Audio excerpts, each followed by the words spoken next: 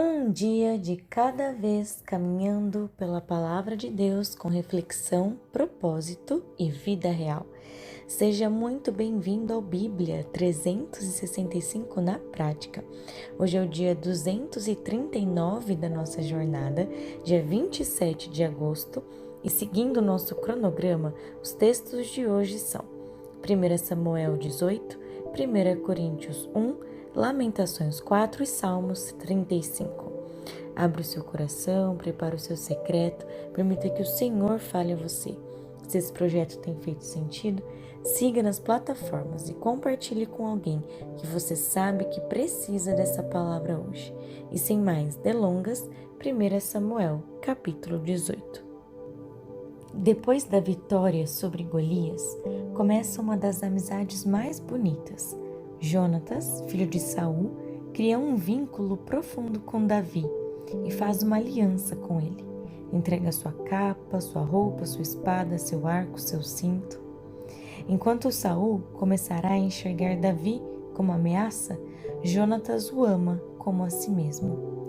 E Davi continua servindo.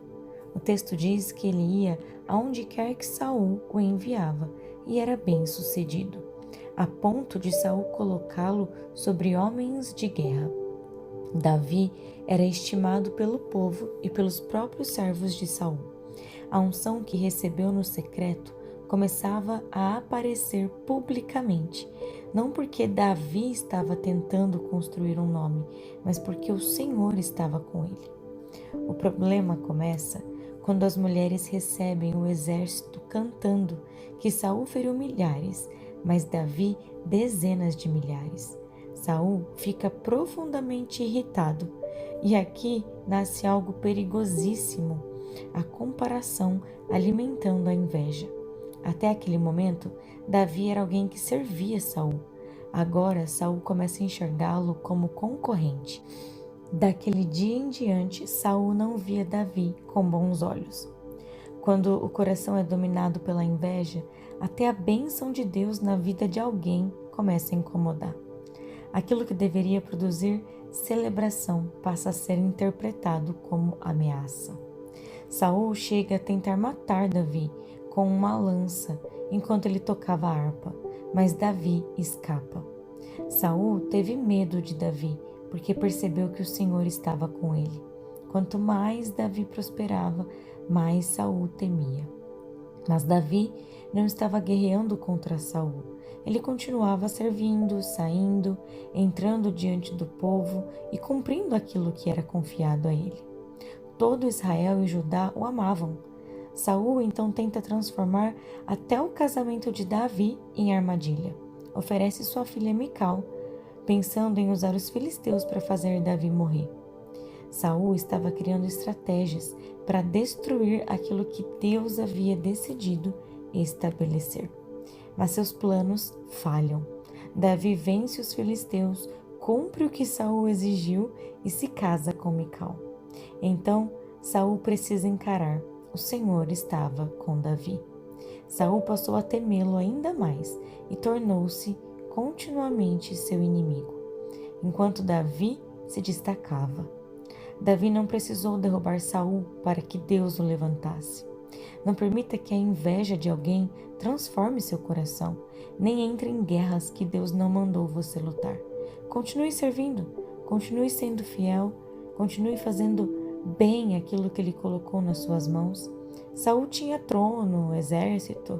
Davi tinha algo que nenhuma dessas coisas poderia substituir.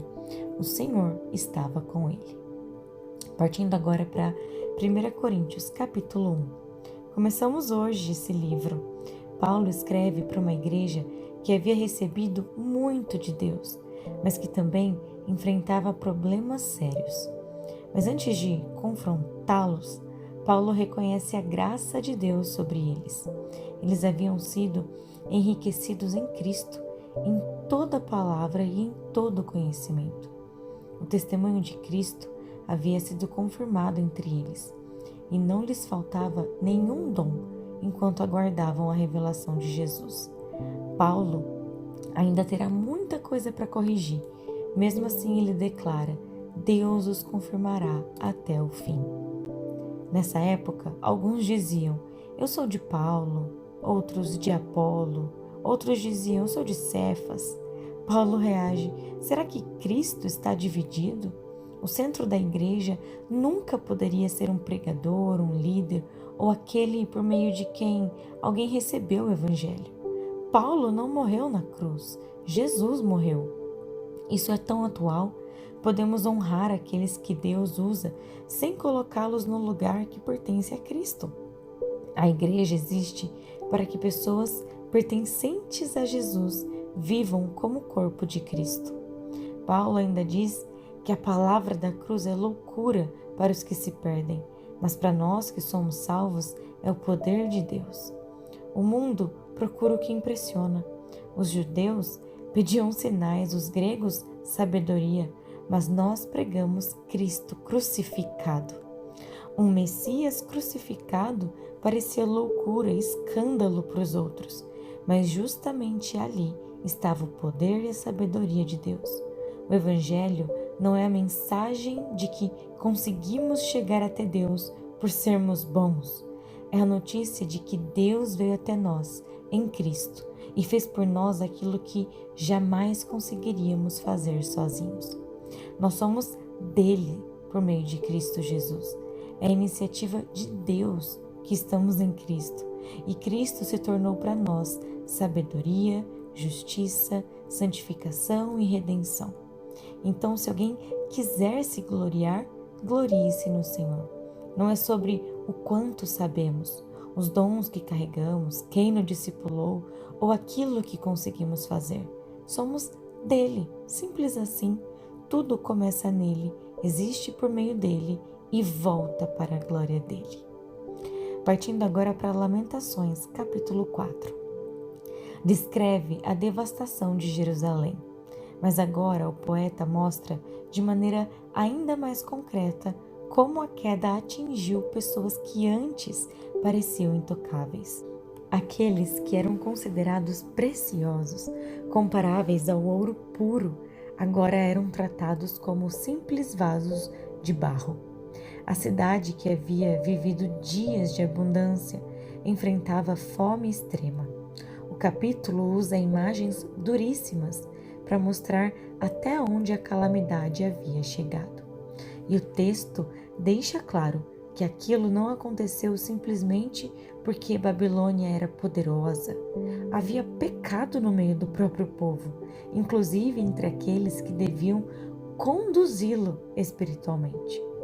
O capítulo menciona a culpa de profetas e sacerdotes e mostra uma Jerusalém descobrindo de maneira mais dolorosa possível que privilégios espirituais não substituem fidelidade de Deus. Ter o templo não significava poder viver de qualquer maneira. Deus é misericordioso, mas também é santo. Eles esperaram ajuda de outras nações, mas aquele socorro não veio.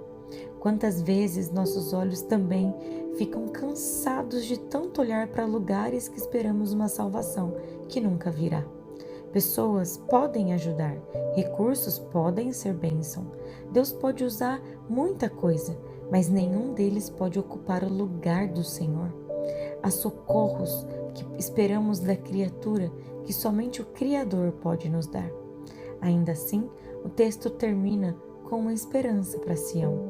Seu castigo chegará ao fim. O exílio não será eterno. Deus não havia perdido o controle. Jerusalém estava colhendo as consequências da sua rebeldia. Mas isso não significava que Deus tivesse esquecido para sempre seu povo, ou que as nações poderiam agir sem prestar contas a Ele. Quando os nossos olhos perceberem que aquilo em que confiávamos não consegue nos salvar, que eles voltem ao lugar certo, para o Senhor.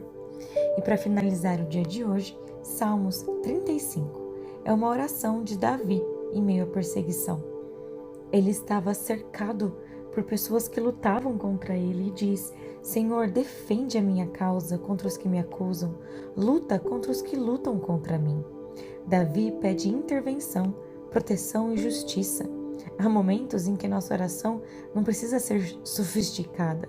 Ela simplesmente pode ser: Senhor, eu não consigo lutar sozinho, luta por mim. Davi entrega a Deus uma batalha que era grande demais para suas mãos.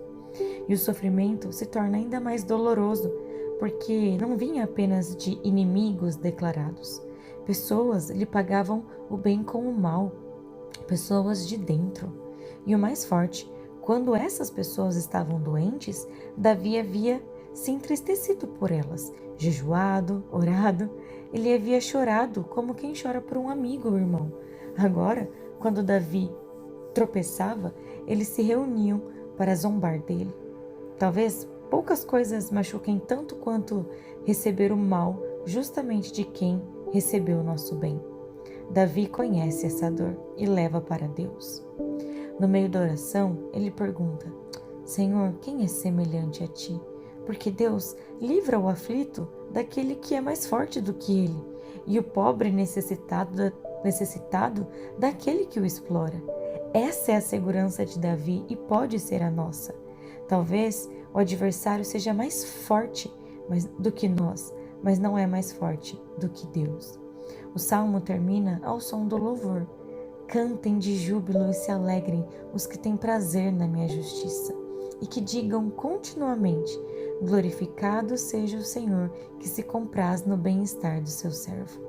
A minha língua celebrará a tua justiça e o teu louvor todo dia. Talvez a batalha ainda esteja acontecendo quando começamos a orar, mas podemos decidir quem terá a palavra final dentro de nós.